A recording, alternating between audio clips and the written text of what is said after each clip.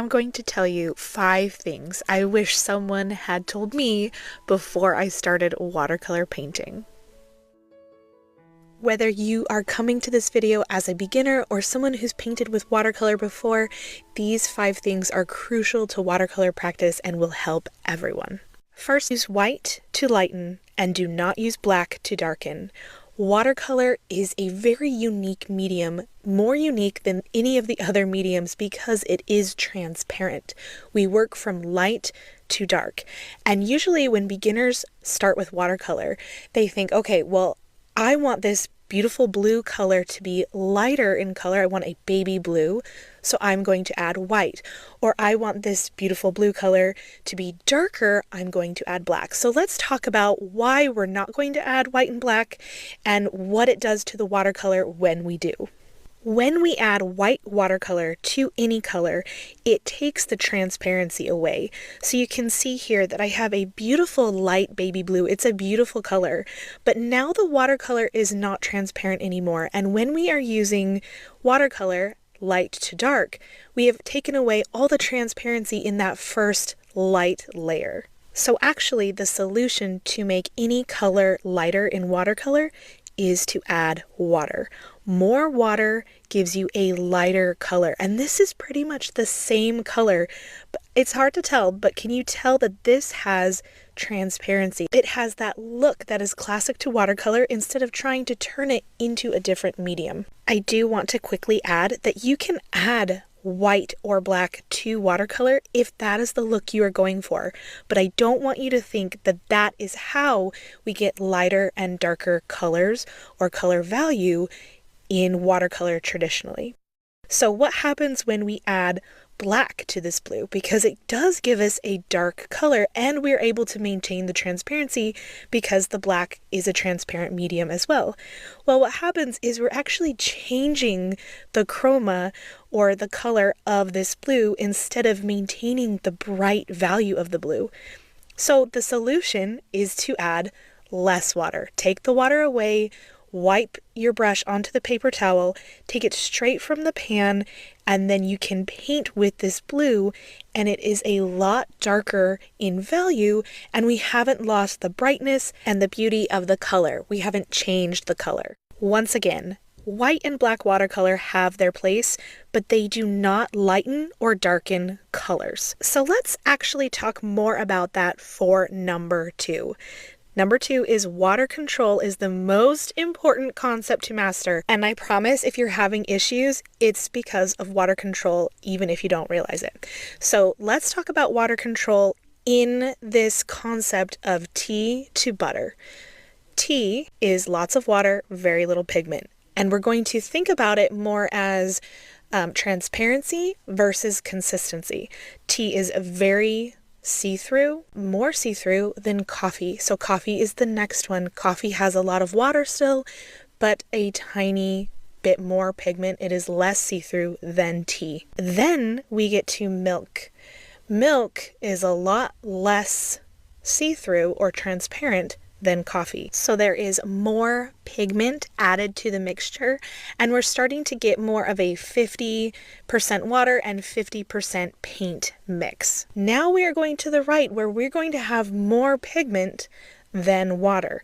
This is where we get into cream. Cream is when you can start feeling the thick movement on your palette when you are swishing it around and mixing it together. That is cream. That is before you get to the very, very sticky, high consistency of paint that we call butter. You have very little water going on. You have a very dry brush with lots of paint, and it is giving you that beautiful sticky texture, and it is dark, dark, dark. So this is an easy way to think about consistencies when it comes to value. Value is the lightness or darkness of a color, and in watercolor that has everything to do with adding water. So let's create a value scale together, and I want you to try this. It's a really fun exercise. We are going to try to go from the lightest possible color, adding a little bit of pigment at a time, letting that blend together in a naturally progressing scale until we get all the way over to the right with the darkest color. You might be thinking, this is so great to know, but why did she say water control was the most important thing to master in watercolor? That's because every time you pick up paint, you're going to pick up a different consistency based on what you are painting. Because watercolor is all about the consistency that you're putting down in the moment, whereas other mediums like acrylic or oil, it's all about light and the color mixing on the palette before you're bringing the color over to reflect that color.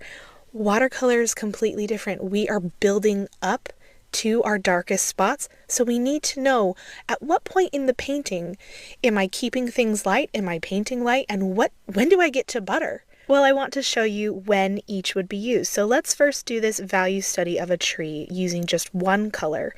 I did the first layer in tea to coffee ratio. You want that first layer to be super light because you cannot bring the lightness in your watercolors back. Then you start adding more details with more of a coffee milk consistency as everything bleeds and blends together while it's still wet. Then as it dries, I'm using a little bit more of that cream consistency and feeling like, okay, we're starting to create shadows and form, and I can add water like I did here to loosen up some of that really dark paint to create more of those middle values. But you can see that when I have that light, medium, and dark value on even just the tree trunk, there is so much dimension and color and form that I'm building up. And if you started with that medium or dark value, you cannot bring that light value back with watercolor. So you need to know at what point in the painting you add those certain values.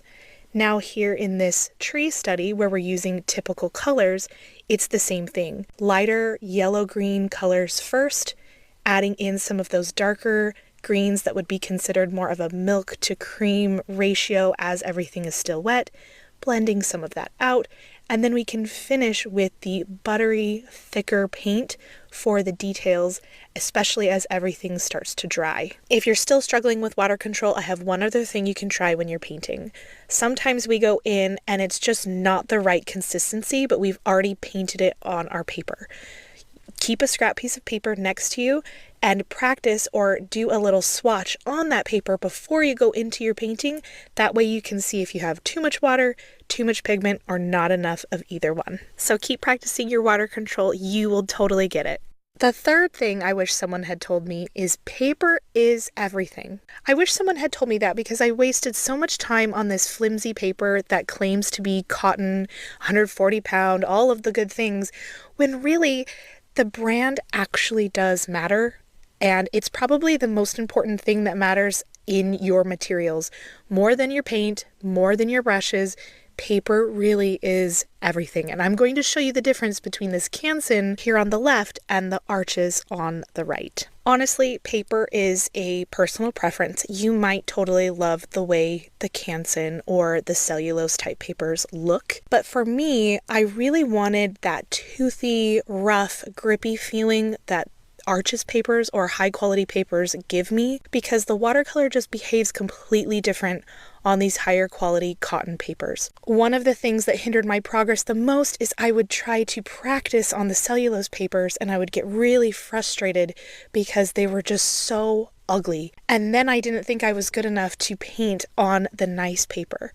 But once I started practicing on the nicer paper, I realized it actually wasn't me that was the problem, it was my paper. One of the things that I know hinders a lot of people from getting the nice paper is price. But I promise you, you're worth it, and you can get this Arches pad for not a whole lot of money. Cut the pieces of paper up into smaller pieces so you can get a lot of paintings out of them, and your skills will improve a lot quicker if you use the better paper when you're practicing, and you'll like your practice paintings a whole lot more. Your confidence will grow as well. So for me, I really love using Arches 140 pound cold press watercolor paper.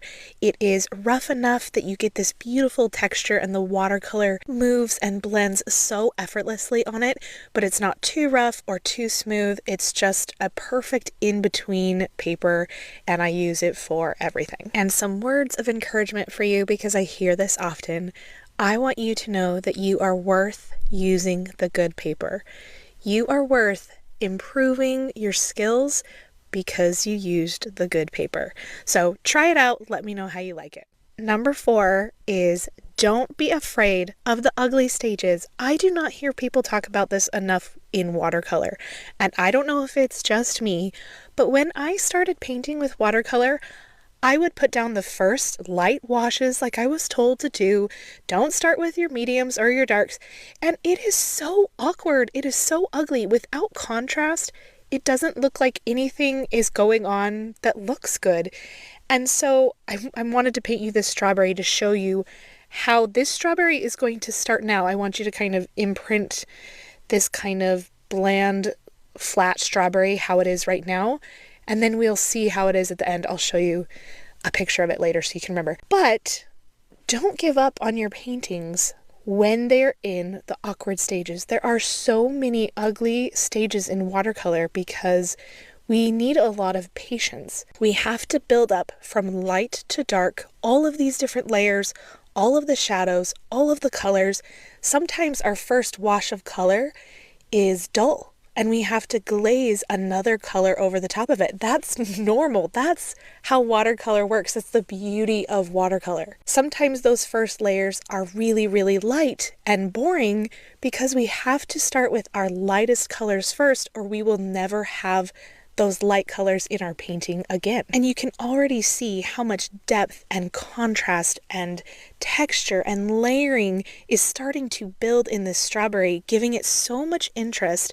And you can't do that in the first initial washes or in the first initial layers. So when you see those washes and layers in the beginning of your painting and you think that you've done something wrong, you haven't. This is where we started and this is where we ended up. So trust the process. There are lots of ugly stages in watercolor. The 5th thing I wish someone had told me is take time to understand color theory. Color theory is just so much more important than you might think initially. I like to use the yellow, magenta, and cyan color theory. And once you understand how the colors work together, you will be able to use colors in a way that make your paintings just look so much more aesthetically pleasing. And when you see a painting of someone that you admire and you think, how do they get their colors to do that? It's probably because they understand how the colors are working together. And that's usually through complementary colors, especially with watercolor. I have a lovely YouTube video where I simplified color theory in detail and I have linked it below, but I want to show you the beauty of complementary colors here in a quick example. On the top we have magenta, on the bottom sap green, and they're complementary colors, which means they are across from each other on the color wheel. It also means if you add a little bit of that color to the other color, you get a muted version of that color. So a little bit of sap green in magenta gives you this beautiful, dark, dusty rose, and a little bit of magenta added to sap green gives you a deeper army green in this beautiful dark shade. Now, why do we need darker shades? Well, one of the reasons is you could just want a deeper color, but a big reason why people want that deeper color is because they're trying to create a shadow. If I'm painting something magenta and I want a shadow, a more natural shadow than black or blue is using the color's complement to mix into it to create that shadow. So I'm showing you that here. I've painted a line of sap green, and on the far left I have added black. In the middle I'm adding indigo, and then on the right I'm adding the darker muted green for the shadow. And honestly, none of them are wrong per se, but the black looks too flat, the blue looks like it doesn't belong, and then the muted color looks like a darkened version of the original color, which would be the shadow. So it's a great way to have a more natural blend into a color where you're trying to have more depth without necessarily adding black, blue, or brown. So same thing up here at the top with the magenta. On the far left is the black, the middle is indigo, and then on the right I'm doing the mixture, creating that muted magenta color and how it would look for a shadow versus the black and the indigo. And when we zoom in, we can really tell how nice and subtle those muted colors are compared to the indigo and the black. Another quick example of this in a more practical object is using blue and orange to create shadows in a blueberry. So I've painted a blueberry for this top one, but I'm using black as a shadow first to show you how off it feels and how flat and how it doesn't feel like it belongs. But it is kind of our go-to base thought process to use black because we're looking for darkness and shadow. Whereas this blueberry on the bottom, I'm actually mixing orange and blue together to get this shadow color. The reason that this works is because the blue is present in the shadow color and it feels more natural, which makes it look aesthetically pleasing because it feels very cohesive, like it's actually the darkened color of the blueberry because it's in shadow. And I think that's why understanding complementary colors made this list, because it's so important to understand how colors work together to get the look that you want, and everything will look cohesive and beautiful as you imagined. And those are the 5 things I wish someone had told me before I started watercolor, and now I have told you. Even if you have painted with watercolor before, these are 5 essential aspects of watercolor that will help